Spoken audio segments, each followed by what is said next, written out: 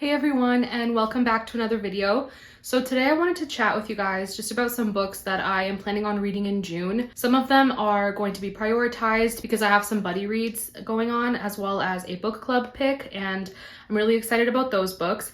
And then I just grabbed a ton of books off my shelves that kind of just like feel summery in some way, and I just feel like I could probably get to them in June. I am the biggest mood reader. I like making lists, which is why I'm doing this video. But if I'm not in the mood for a certain book, I don't care if I put it on a TBR, I will not read it. So this is more of like a pile of possibilities type of video. So I'll talk about the books that I am 100% going to read, and then I'll go over the books that I'm considering like the pile of possibilities for June. So without further ado, these are the books that I would like to read in June. So I recently joined this Christian book club that is with a bunch of ladies from Booktube, and I'm so happy to have joined. And the book pick for June is Beyond the Tides by Liz Johnson. And it is a Christian romance contemporary book, which I don't normally read this genre. It's not something I gravitate towards. But I am really excited to try out this book. It has all the summer vibes. It looks like it takes place in Prince Edward Island, which is really nice. I like books set in the Maritime provinces. And so I'm really looking forward to this one. I don't know what this book is about, so I'll just read the summary. So it says, when Meg Whitaker's father decides to sell the family lobster fishing business to her high school nemesis, she sets out to prove she should inherit it instead. Though she's never had any interest in running the small fleet, or even getting on a boat due to her persistent seasickness, she can't stand to see Oliver Ross take over, not when he ruined her dreams for a science scholarship and an Ivy League education 10 years ago. So it seems like an enemies to lovers book, which I hope it is, because that is one of my favorite tropes, and it actually seems really interesting. So I'm really looking forward to reading this book. So next I'll go over the June buddy reads that I have going on. So first up we have Lost in Darkness, and I'm going to be reading this book with Holly from Lovely Day with Holly, and I'll link her down below. And so this book is like a Regency era romance that is supposed to be inspired by Frankenstein, which I love that idea. I love that concept. Frankenstein is one of my favorite classics of all time. So it's like a Regency era Gothic romance. So it says, travel writer Amelia Balfour's dream of touring Egypt is halted when she receives news of a revolutionary new surgery for her grotesquely disfigured brother. This could change everything, and it does, in the worst possible way. Surgeon Graham Lambert has suspicions about the doctor he's gone into practice with, but he can't stop him from operating on Amelia's brother. Will he be too late to prevent the man's death, or to reveal his true feelings for Amelia before she sails to Cairo? That sounds really interesting, like a very unique concept, and I'm really looking forward to reading this. I'm also going to be reading A Town Like Alice with Kate Howe and a group of ladies, and I'm really excited to read this. It is going to be my first Neville Shute book, and I've only heard good things. So this one is about a woman named Jean Paget. She's 20 years old and working in Malaya when the Japanese invasion begins. She is captured and joins a group of women and children whom the Japanese force to walk for miles through the jungle, leading to many deaths. Due to her courageous spirit, Jean takes on the role of leader of the sorry gaggle of prisoners. While on this march, the group run into an Australian prisoner named Joe, who helps them steal some food and is horrifically punished as a result. Jean's adventures and her bond with Joe form the heart of this gripping and moving story. It seems like a wartime romance. So this was originally published in 1950, so I'm assuming this is set during World War II. I'm not quite sure, but I'm very much looking forward to trying out a Neville Shute book, and this one sounds great. I'm also currently waiting for Potiphar's Wife to come in, and this is a biblical fiction by my favorite biblical fiction author, Misu Andrews, and I'm hoping to start it in June as well and buddy read it with Katie from Paperbacks and Ponytails, so that's another buddy read for June. And then I also want to read The Fellowship of the Ring. This is part 1 of The Lord of the Rings, and I've never read the Lord of the Rings books before. I have only read The Hobbit. And I am so excited to get back into Middle Earth, get back into this world, and meet some new characters. And I am buddy reading this with Amanda from Book Lover Amanda. And Mary from Mary Among Stories is also hosting a new book club called The Hobbits' Book Club.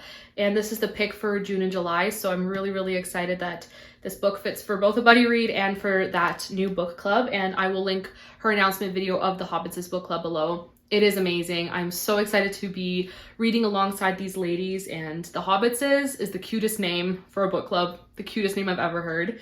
So I'm really, really excited to get to this. I have high expectations, but I think it's going to be an awesome journey, and I can't wait to start this. I've also been reading the Remnant Chronicles, so I finished books 1 and 2 this month, and I hope to read book 3 in June as well. My audiobook just came in, so I'll have it for the first couple weeks in June, and the plan is to read that. I'm also currently reading The Three Musketeers, and this book is going to take me a while to get through. It's quite dense. So I'm going to continue reading it in June, and maybe I'll finish it, maybe I'll extend it into July, but I also plan on continuing with this book. Now we'll go over the pile of possibilities for June. So I don't think I'll get to all of these books. That's very unlikely considering how much of a mood reader I am. But I do have a pile here with some ideas. And first off, we have The Old Curiosity Shop. And this book is currently being read for the Dickens versus Tolstoy book club that Emmy and Carolyn are hosting. But I didn't get to it in May, so I'll probably start it in June and I guess like finish it in July.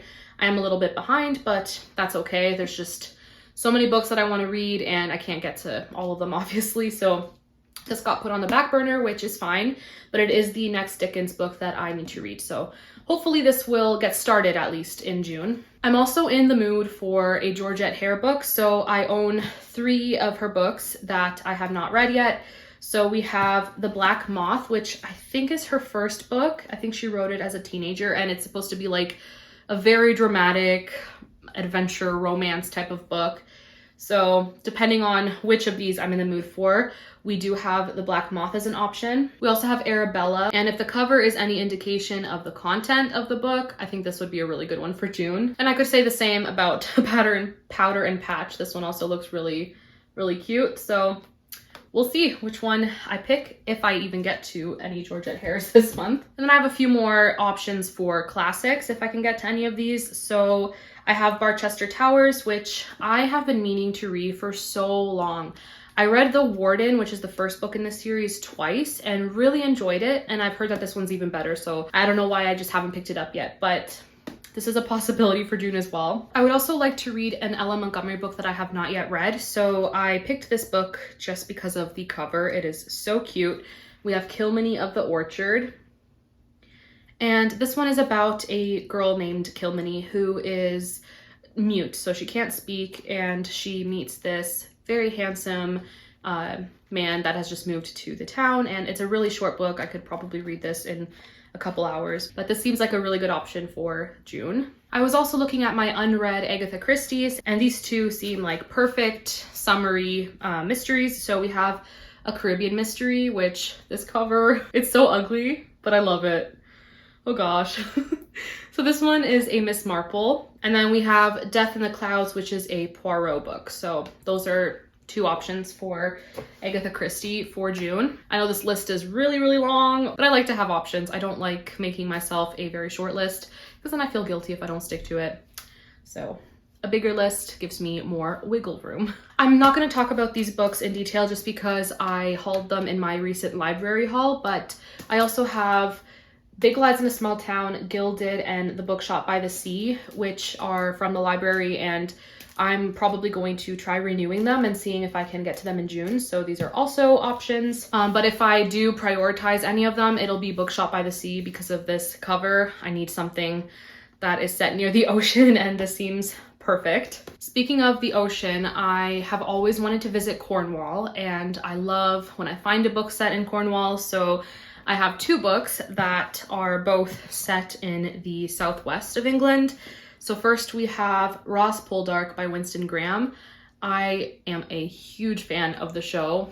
I basically binged the whole show in a couple weeks, and I really want to read the books, and I think these were published in the 50s. So the first book was published in the 40s, and they are set in the 1780s, which is a very interesting time period. And again, I love the show, I love the characters, and I love the setting, and it's perfect. Again, set by the ocean, seems like a perfect summer read as well. The other book set in Cornwall is A Castaway in Cornwall by Julie Klassen, and I've been meaning to continue reading more of her books. She is a great Regency era author, And this one I don't know anything about other than that it's set in Cornwall.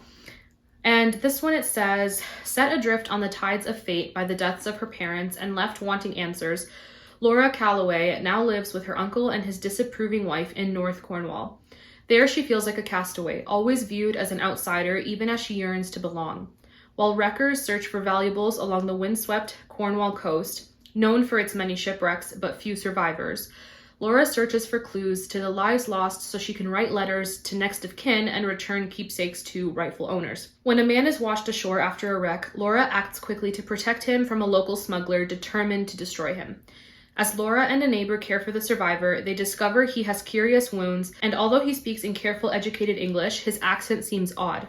Other clues wash ashore, and Laura soon realizes he is not who he seems to be. Despite the evidence against him, the mysterious man might provide her only chance to discover the truth about her parents' fate. With danger pursuing them from every side and an unexpected attraction growing between them, will Laura ever find the answers she seeks? That sounds really interesting to me, and I love this cover. It's just, oh my gosh, the ocean or the English Channel, whichever it is. It doesn't matter. Just water, the beach. That's what I need right now.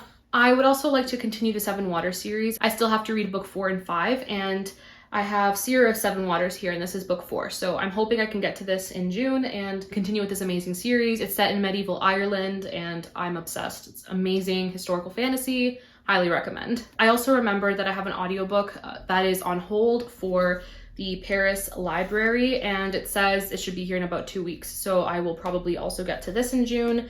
And this is historical fiction, World War II, and it's dual timeline. So we have the 80s and then the early 40s. So I'm really looking forward to this book as well, and hope I can get to it in June as well. So those are the planned reads for June, as well as a very large pile of possibilities. I have no idea how June is going to go as a reading month, besides the books that I plan to for sure read.